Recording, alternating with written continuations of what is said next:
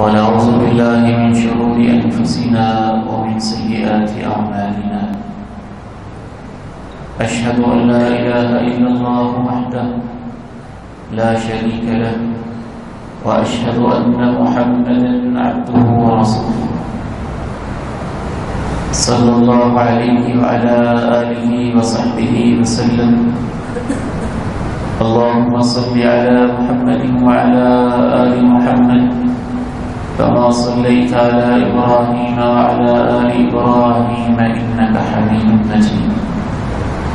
اللهم بارك على محمد وعلى آل محمد كما باركت على إبراهيم وعلى آل إبراهيم إنك حميد مجيد.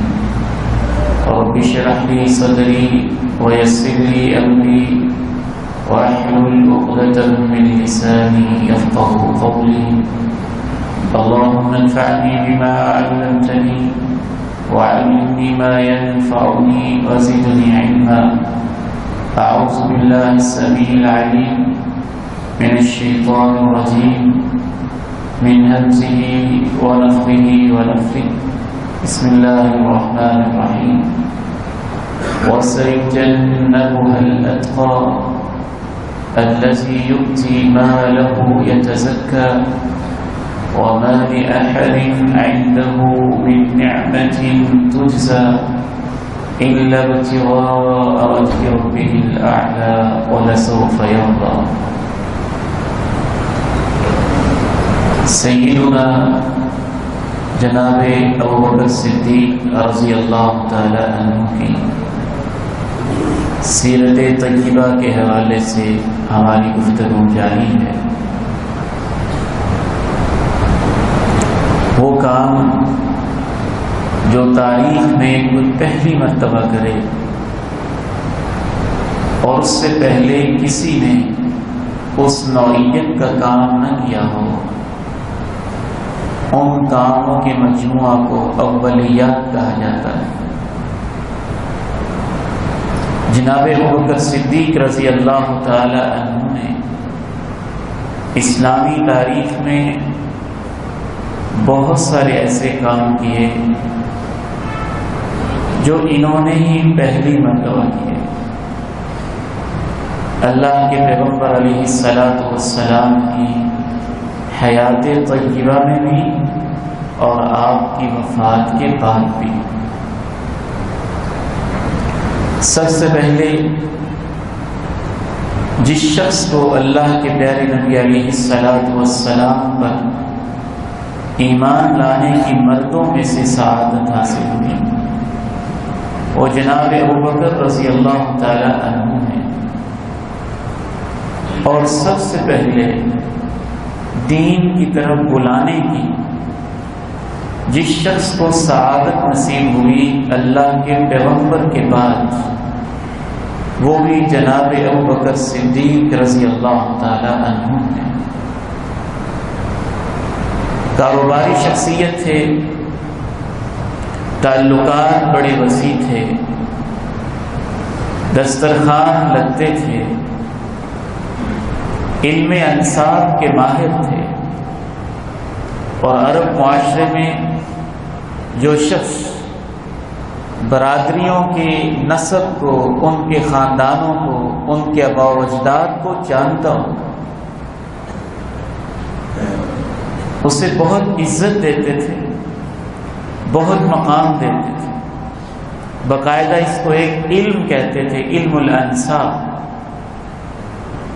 باپ دادوں کا علم، نسلوں کا علم، برادریوں کا علم، ان کی صفات کا علم، ان کی تاریخ کا علم، ان کی خوبیوں کا علم، ان کی خامیوں کا علم.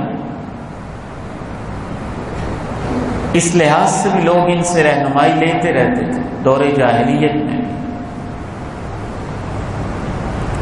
آپ یہ جان کر حیران ہوں گے اور خوش بھی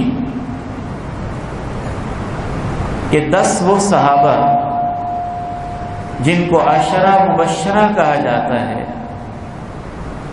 ان 10 میں سے 6 صحابہ کرام رضوان اللہ علیہم اجمعین وہ ہیں جو جناب ابو بکر کی دعوت پہ اسلام میں داخل ہوئے. ان کی تحریک پہ، ان کی کوشش سے، اور ان میں بڑے بڑے نام ہیں۔ سیدنا حضرت سعد بن ابی وقاص، سیدنا حضرت ابو عبیدہ بن جراح، سیدنا عبد الرحمن بن عوف، سیدنا عثمان بن عفان رضی اللہ عنہم اجمعین، ان سب سے اللہ راضی ہو جائے، یہ سب لوگ جناب ابوبکر صدیق رضی اللہ تعالی عنہ کی دعوت پہ مسلمان ہوئے، اور انہوں نے کوشش اس انداز سے کی کہ جو ہم عمر تھے ان کو بھی دعوت دی، جو بڑے تھے ان کو بھی دعوت دی، جو چھوٹے تھے ان کو بھی دعوت دی۔ میں آج تاریخ کا مطالعہ کرتے ہوئے خوشگوار قسم کی حیرت کے اندر مبتلا تھا کہ یہ دین کیسا دین ہے۔ جناب عثمان ابن عفان ان کے تاجر دوست تھے، ان کو دعوت دی۔ اس وقت حضرت عثمان ابن عفان رضی اللہ تعالی عنہ کی عمر 34 سال تھی۔ انہوں نے چھوٹی عمر کے صحابہ کو بھی دعوت دی۔ حضرت عبد الرحمن ابن عوف رضی اللہ تعالی عنہ، ان کی عمر 30 سال تھی جب اسلام قبول کیا۔ حضرت سعد بن ابی وقاص رضی اللہ تعالی عنہ، ان کی عمر صرف 17 سال تھی جب ان تک جناب صدیق نے اپروچ کی۔ حضرت زبیر ابن عوام رضی اللہ تعالی عنہ، ان کی عمر صرف 13 سال تھی۔ یوں ہی ابو بکر کو اللہ نے پہلا نمبر نہیں دے دیا۔ دین کے لیے ایسی کوشش، ایسی کاوش، ایسی محنت، اور اتنے بڑے بڑے لوگوں کو کھینچ کھینچ کے دین کی طرف لانا، جو ان کے نصیب میں تھا وہ کسی اور کے مقدر میں نہیں تھا۔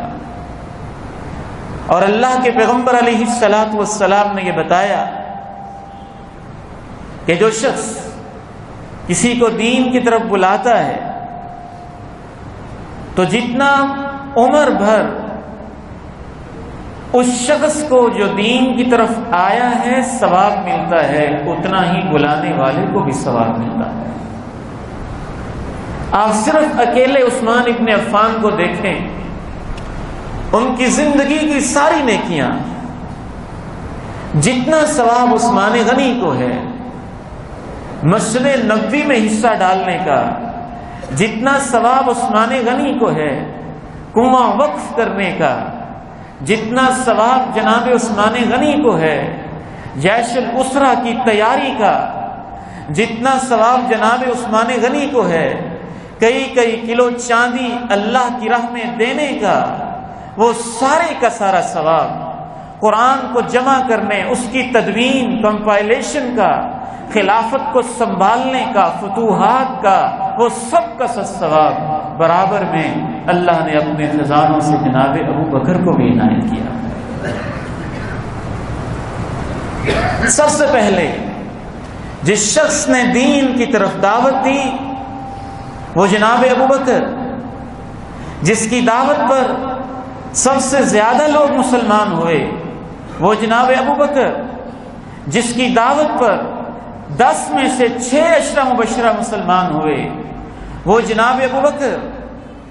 صرف دعوت ہی نہیں دی، سب سے پہلے اللہ کے پیغمبر کی موجودگی میں خانہ کعبہ کے اندر جس نے تقریر کی اس امت کے لوگوں میں سے، وہ بھی جناب ابو بکر رضی اللہ تعالی عنہ۔ انہی کی دعوت پہ حضرت ارقم مسلمان ہوئے۔ مسلمان یہ سب کچھ خفیہ کر رہے تھے، چھپ کے کر رہے تھے، ہمت نہیں تھی کہ کھل کے بات کریں۔ مکہ کے لوگ جان کے اتنے دشمن تھے، اور یہاں سے بات سمجھ میں آتی ہے کہ ہر وقت جوش یہی دین نہیں ہے، توکل کا یہ مطلب نہیں ہے بندہ احتیاط نہ کرے. اللہ کے پیغمبر علیہ الصلاۃ والسلام سے بڑا جری، بڑا بہادر کون ہوگا؟ 3 سال تک آپ خفیہ دعوت دیتے رہے، سری دعوت دیتے رہے، چھپ کے دعوت دیتے رہے،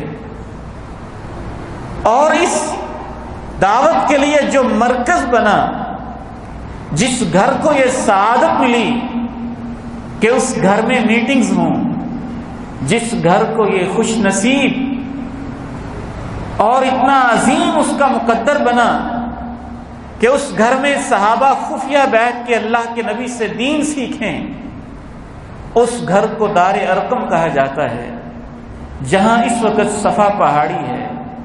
یہ بالکل یہاں پہ گھر ہوتا تھا، اس کے پڑوس میں ہوتا تھا اور کھلا گھر تھا.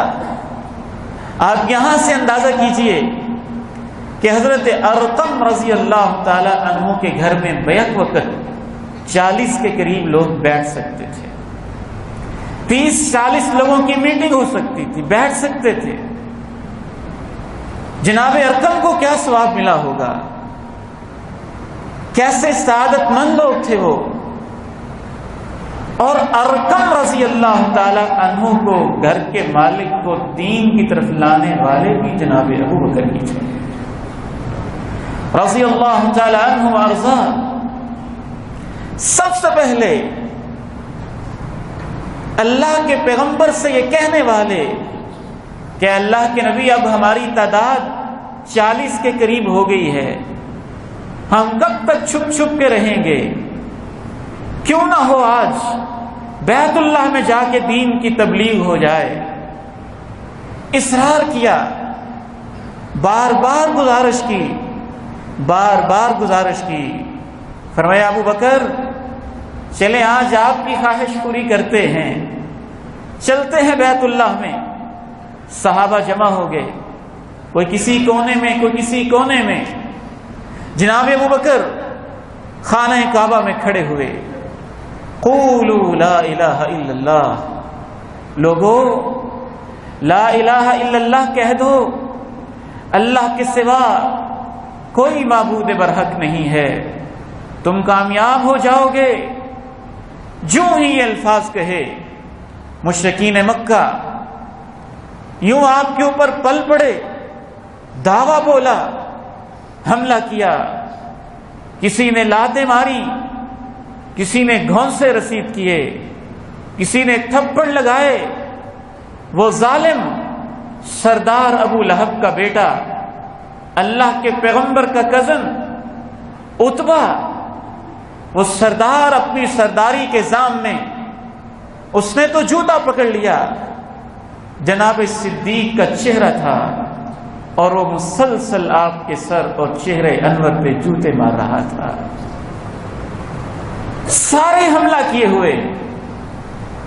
ضربوه ضربا شديدا حتى خر مغشيا عليه، اتنا مارا، اتنا پیٹا کہ جناب ابوبکر صدیق رضی اللہ تعالی عنہ بے ہوش ہو کے گر پڑے. آپ کی برادری کو پتہ چلا، بنو تیم کے لوگ دوڑے دوڑے آئے، ہمارے خاندان کے معزز انسان کے ساتھ تم نے یہ سلوک کیا. بے شک مسلمان نہیں تھے، لیکن وہ خون کی غیرت، برادری کی غیرت، خاندان کی غیرت میں جمع ہو گئے. جناب صدیق کی والدہ بھی مسلمان نہیں، والد محترم بھی مسلمان نہیں، دونوں ہی ابھی غیر مسلم ہیں، لیکن ماں تو ماں ہوتی ہے نا. لوگوں نے اٹھایا، جناب صدیق کو گھر لے گئے. نہ جانے کس وقت واقعہ پیش آیا ہوگا. شام تک حضرت ابوبکر صدیق رضی اللہ تعالی اپنے گھر میں بے ہوش لیٹے رہے. شام کو آنکھ کھلی، ہوش میں آئے. جناب صدیق نے اپنی زبان سے سب سے پہلا جملہ یہ کہا، ما فعل رسول اللہ، ہمارے پیارے نبی کا کیا حال ہے. ہمارے پیارے نبی کا کیا حال ہے؟ ماں کہتی ہے ابو بکر تم نے صبح سے کچھ کھایا نہیں، بے ہوش ہو تمہارا چہرہ خون سے رنگین اٹا ہوا، ہم تمہیں اٹھا کے لائے، اپنی فکر کرو۔ جناب وہ کہتے ہیں ماں جی اللہ کے پیارے نبی کا کیا حال ہے؟ ما فعل رسول اللہ، ماں کہتی کچھ کھا تو لو، کچھ پی تو لو۔ لا اذوق طعاما ولا اشرب شرابا حتى آتی رسول اللہ، جب تک اللہ کے پیارے نبی کے چہرے کی زیارت نہیں ہو جائے گی تمہارا بیٹا نہ کوئی نوالا چکھے گا نہ پانی کا گھونٹ پیے گا۔ ماں مجبور ہو کے کہتے ہو بکر مجھے کیا پتا تمہارے پیغمبر کا کیا حال ہے، مجھے کیا پتا وہ کہاں ہیں، مجھے کیا پتا وہ کس جگہ ہیں۔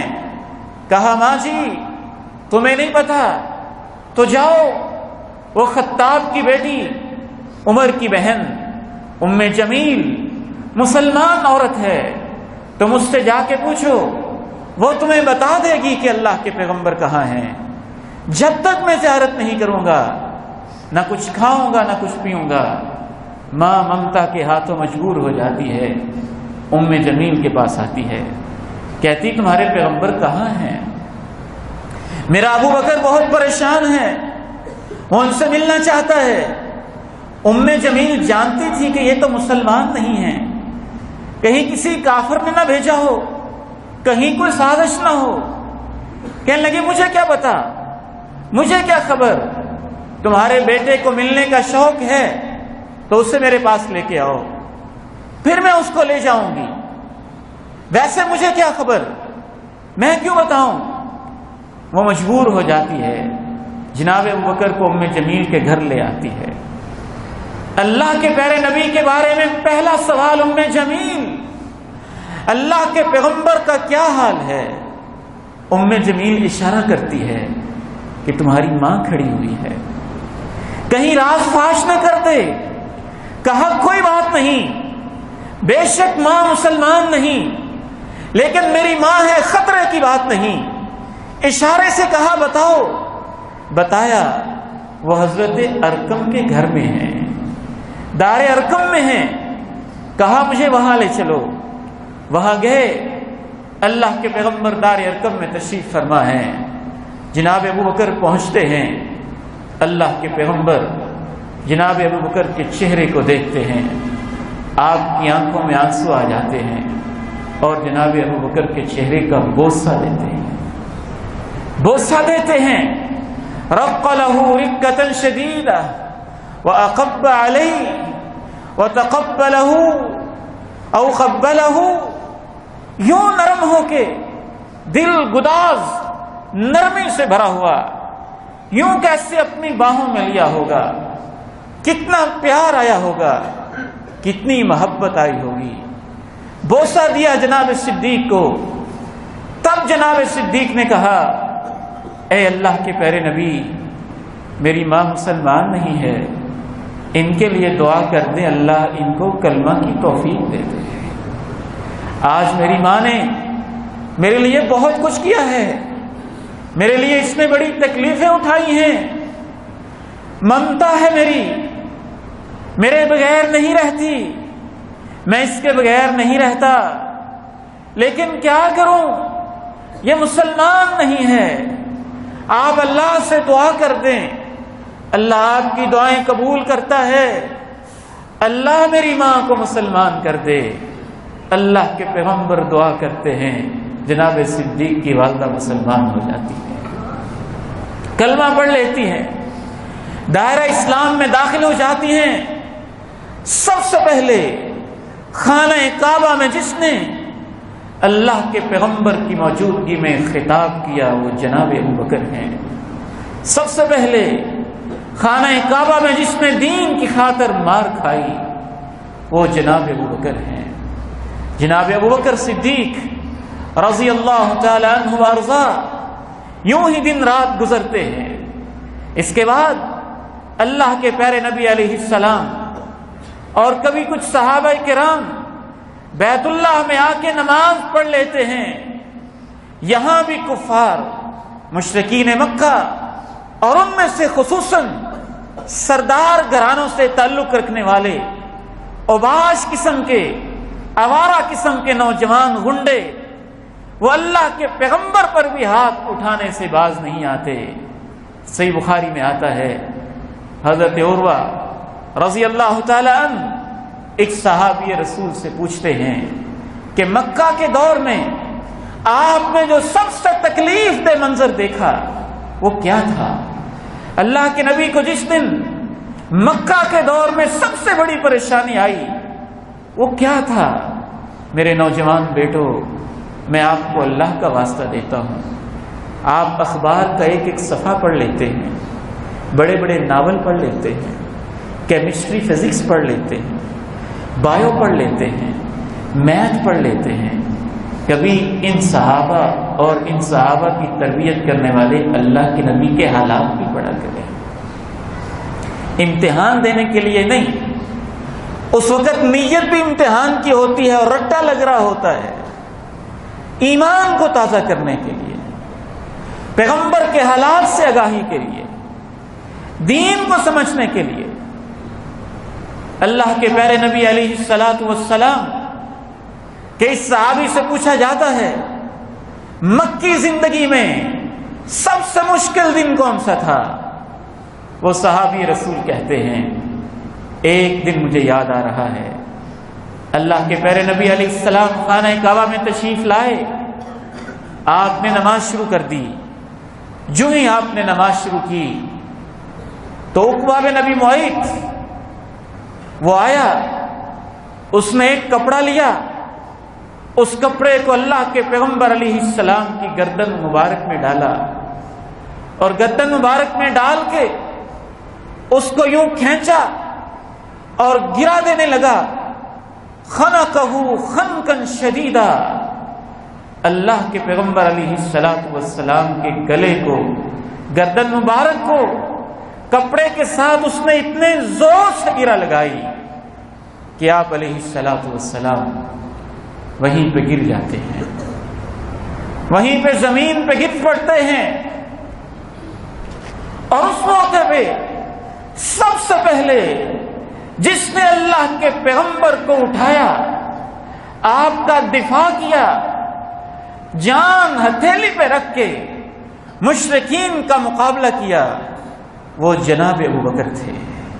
صحیح بخاری کی حدیث کہتی ہے جناب ابوبکر آگے بڑھے اور آگے بڑھ کے عقبہ کو یوں کندھوں سے پکڑ کے پیچھے ہٹایا اور مشرکین مکہ سے مخاطب ہو کے کہا اتقتلون رجلا ان یقول ربی اللہ.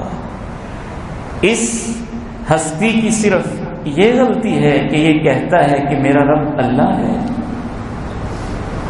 ان کا صرف ایک ہی جرم ہے کہ یہ کہتے ہیں کہ میرا پالنے والا اللہ ہے. صرف اس جرم کی وجہ سے یہ سلوک کر رہے ہو.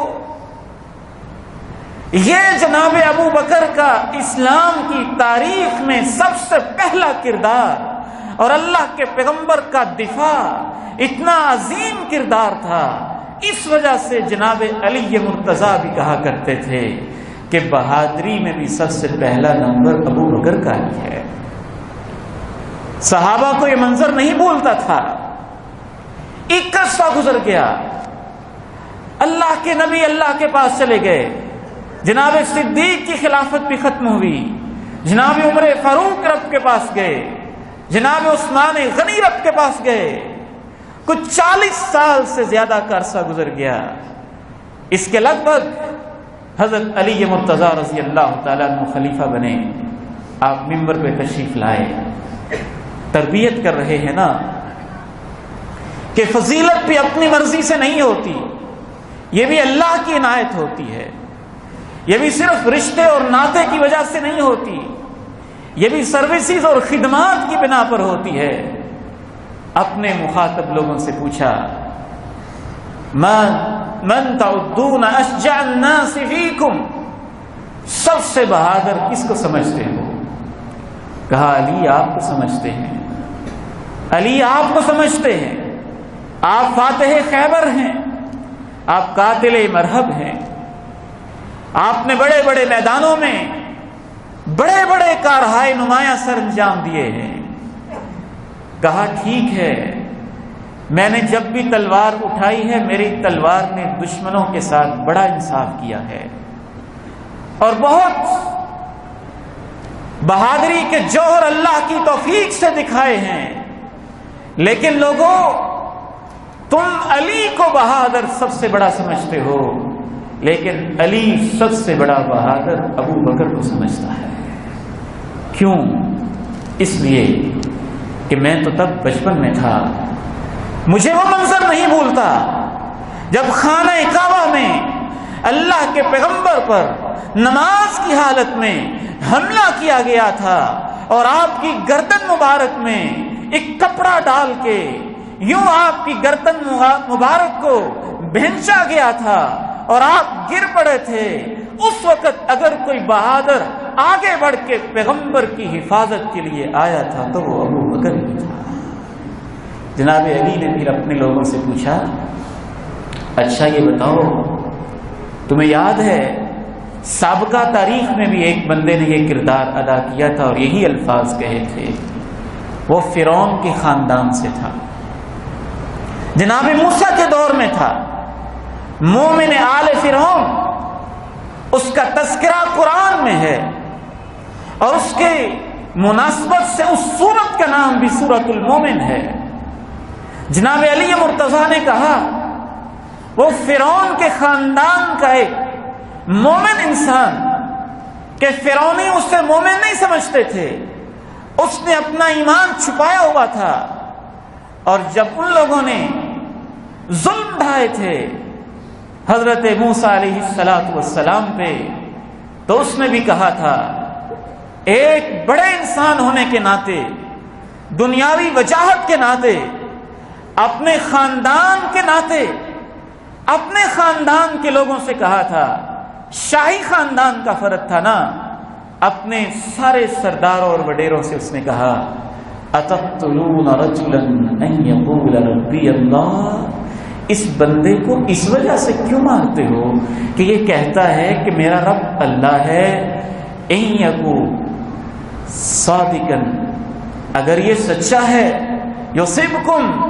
کہیں ایسا نہ ہو کہ جو تمہیں یہ بتاتا ہے کہ آخرت میں ایسے ہوگا ایسے ہوگا یا عذاب آئیں گے، کہیں تم پہ عذاب نہ آ جائے، ان یکو کاذبا فعلیہ کذب، اگر یہ غلط کہتا ہے تو اس کی غلطی خود اس کے اوپر پڑے گی، تم اسے کیوں مارتے ہو، اس کے پاس بڑی بڑی نشانیاں، بڑے بڑے معجزے بھی ہیں۔ حضرت علی نے وہ واقعہ یاد دلایا اور واقعہ یاد دلانے کے بعد پوچھا تو مجھے یہ بتاؤ وہ فرعون کے خاندان کا مومن افضل ہے یا قریش کے خاندان کا ابو بکر افضل ہے؟ لوگ سوچنے لگ گئے۔ حضرت علی مرتضیٰ رضی اللہ تعالی عنہ نے خداداد صلاحیت اور کمال کی فقاہت کے ساتھ جواب دیا، تم سوچ میں پڑ گئے ہو، مومن آل فرعون 1000 بھی اکٹھے ہو کے آ جائیں تو ابو بکر نے جس انداز سے پیغمبر اسلام کا دفاع کیا تھا، ابو بکر کی پوری زندگی نہیں، ابو بکر کے اس ایک لمحے کا بھی مقابلہ نہیں کر سکتے، اس ایک لمحے کا بھی مقابلہ نہیں کر سکتے ہیں۔ جناب ابو بکر صدیق رضی اللہ تعالی عنہ کی اولیات میں سے سب سے پہلے پیغمبر کا دفاع کرنے والے بھی یہ تھے، اور سب سے پہلے پیغمبر کے مہمانوں کی میزبانی کرنے والے بھی ابو بکر ہی تھے، ان کو کھانا کھلانے والے بھی ابو بکر ہی تھے، ان کو اپنے باغ میں لے کے جانے والے بھی ابو بکر ہی تھے۔ بڑے گھٹیا ذہن کے لوگ ہیں وہ، جو خود مال کے حریص، ایران کے ریالوں پہ پلنے والے اور بیرونی ڈالرز کے اوپر اپنی جوانی گزارنے والے اور پرلے درجے کے بد کردار اور کسی عورت کا مرد کے ساتھ چند گھنٹے گزار کے عزت بیچنے کو ثواب کا کام کہنے والے وہ لوگ اگر ابو بکر پہ اپنی ناپاک زبانیں کھولے تو یہ اس بات کی علامت ہے کہ ان کے اندر وہ ضمیر ہی نہیں کہ ابو بکر کی صداقت کو سمجھ سکے، ان کے دلوں میں وہ نور ہی نہیں جس سے ابو بکر کے نور ایمان اور ان کی بصیرت کا اندازہ کر سکیں۔ جو ابو بکر اپنا سب کچھ اللہ کے پیغمبر پہ لٹانے والا ہے، اسے ایک باغ سے کیا غرض تھی؟ وہ تو دور جاہلیت میں کئی باغوں کا مالک تھا۔ جناب ابو ذر رضی اللہ تعالی عنہ پیغمبر اسلام کی خدمت میں آئے، اس دور میں جس دور میں مکہ میں کلمہ پڑھنا جرم تھا اور لوگ چھپ کے رہتے تھے، آپ یہاں سے اندازہ کیجئے جناب ابو ذر رضی اللہ تعالی عنہ مکہ مکرمہ میں 1 مہینہ خفیہ طریقے سے رہے۔ اس 1 مہینے میں اتنی ہمت نہیں ہو سکی اور حالات نے ساتھ نہیں دیا کہ اللہ کے پیغمبر سے ملاقات ہو جائے۔ آئے ان سے ملنے، تحقیق کرنے، موقع نہیں مل سکا۔ خانہ کعبہ میں پردوں کے پیچھے چھپ چھپ کے رہ رہے ہیں۔ کہتے ہیں ایک رات کا وقت تھا، صرف 2 عورتیں طواف کر رہی تھیں۔ انہوں نے طواف کیا، اس کے بعد بتوں کو کچھ سجدے کیے۔ جناب ابو ذر کہتے ہیں مجھ سے رہا نہ گیا، میں نے تو دور جاہلیت میں بھی کبھی کسی بت کو سجدہ نہیں کیا تھا۔ جناب ابو ذر کہتے ہیں میں نے ان عورتوں کو کچھ سنا دی، مجھ سے صبر ہی نہ ہو سکا، میں نے ان کو کچھ سنا دی۔ انہوں نے کہا اب ہمارا یہاں کوئی مرد نہیں ہے، مرد ہوتا تو ہم تجھے بتاتے۔ کہتے ہیں میں اسی کشمکش میں تھا کہ رات کے اس ماحول میں اللہ کے پیارے نبی بھی خانہ کعبہ میں آ گئے۔ ان کے ساتھ ان کا ساتھی ابو بکر بھی تھا۔ اندازہ کیجئے، صبح کا ساتھی ہے، دوپہر کا ساتھی ہے، خلوتوں کا ساتھی ہے، راتوں کا ساتھی ہے، قبر کا بھی ساتھی ہے، اور جنتوں کا بھی ساتھی ہے، میدان محشر کا بھی ساتھی ہے۔ کسی نے پوچھا تھا اللہ کے پیغمبر کے سامنے اور ان کے ساتھ ابو بکر و عمر کا کیا مقام ہوگا؟ جواب دینے والے نے بھی کیا جواب دیا تھا؟ کہا جیسے ان کا مقام اس وقت قبر میں ہے وہ جنت میں بھی ایسے ہی ہوں گے، جیسے دنیا میں اکٹھے تھے قبر میں اکٹھے ہیں، جنت میں بھی اکٹھے ہوں گے۔ اور ان پہ بھونکنے والے نہ معلوم کہاں ہوں گے اور نہ معلوم ان کا کیا حشر ہوگا۔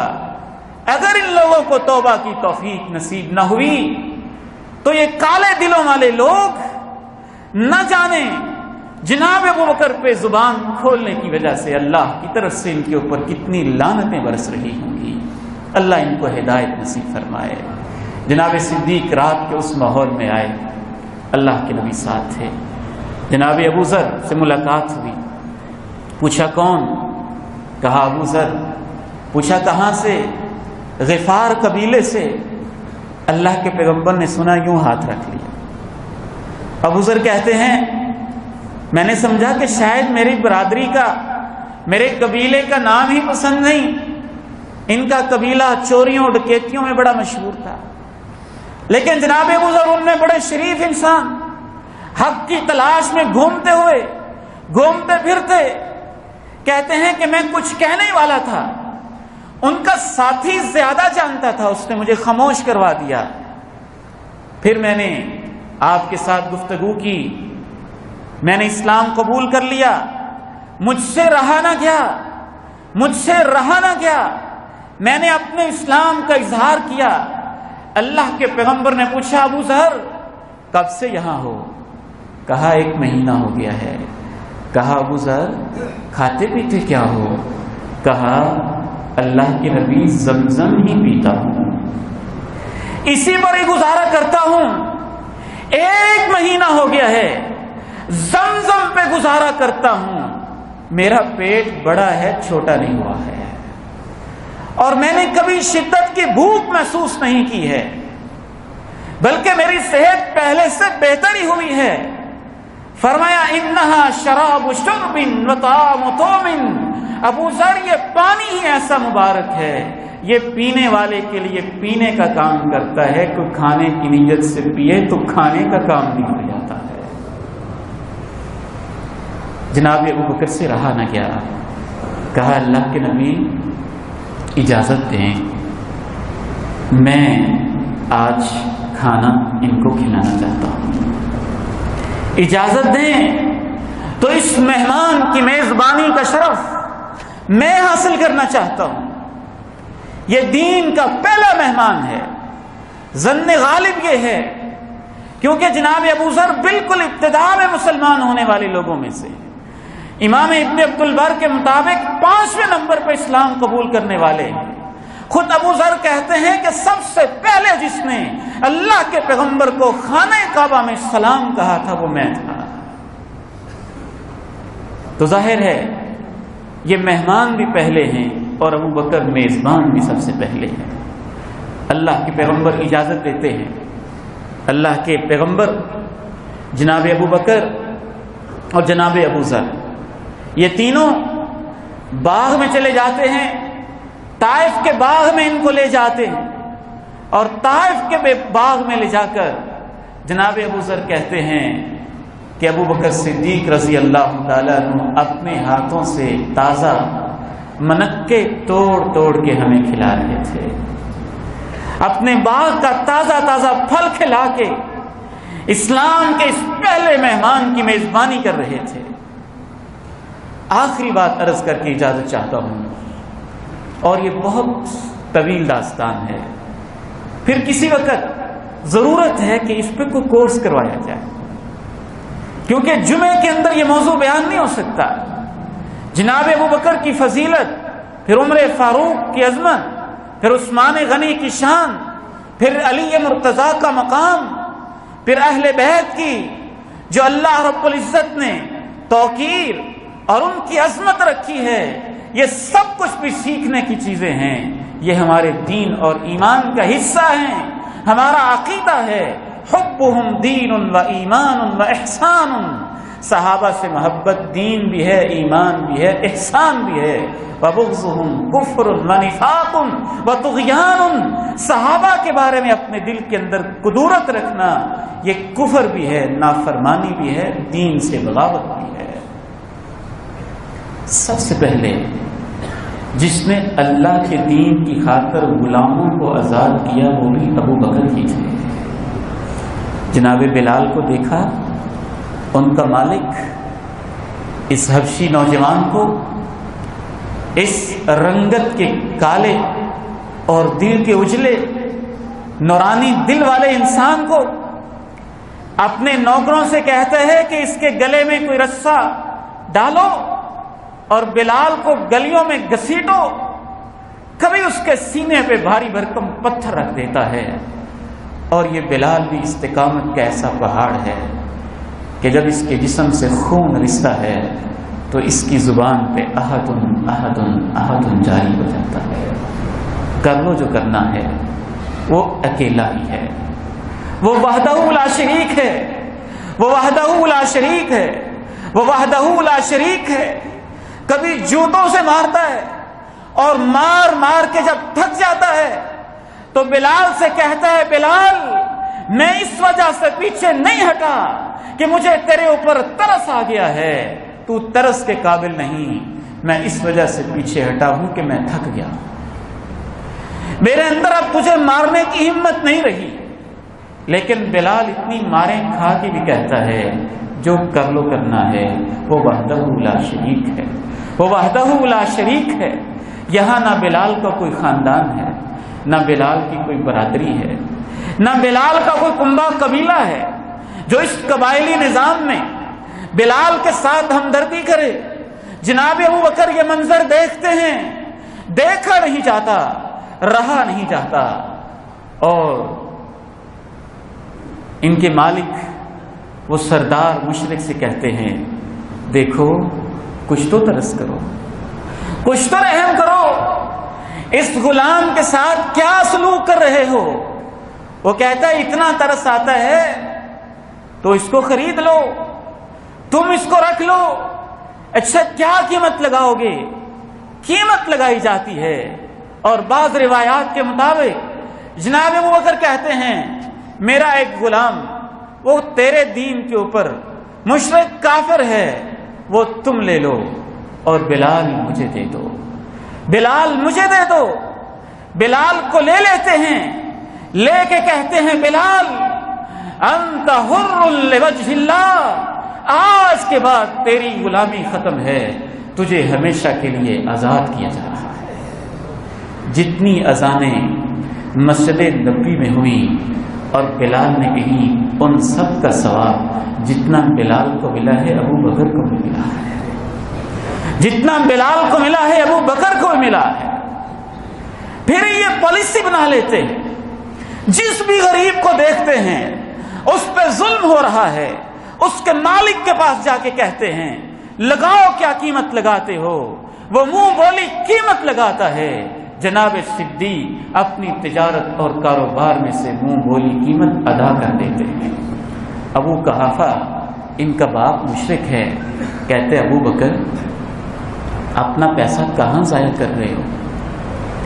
یہ غلام لوگ کبھی بلال کو ذات کرتے ہو، کبھی زنیرہ کو ذات کرتے ہو، کبھی نہدیہ کو ذات کرتے ہو، کبھی غریب لونڈیوں کو ذات کرتے ہو، کبھی غریبوں پہ اپنا مال لگاتے ہو. نہ ان کی یہاں برادری ہے، نہ ان کا یہاں خاندان ہے، نہ یہ کل کو تمہارے کام آئیں گے. تمہارا پیسہ تو سارا ضائع ہو رہا ہے. بندہ نیکی بھی کرتا ہے تو سوچ کے کسی خاندان برادری والے پہ کہ کل کو وہ کام آتا ہے. جناب ابو بکر اپنے ابو کو جواب دیتے ہیں ابو جس ذات کے لیے کر رہا ہوں تم اسے پہچانتے ہی نہیں ہو. ابو بکر کے جو مقصد ہیں وہ تمہیں سمجھ میں نہیں آتے. اس پہ اللہ رب العزت پوری سورہ اللیل اتارتے ہیں واللیل اذا یغشا والنہار اذا تجلی. رات کی قسم جب چھا جائے، دن کی قسم جب روشن ہو جائے.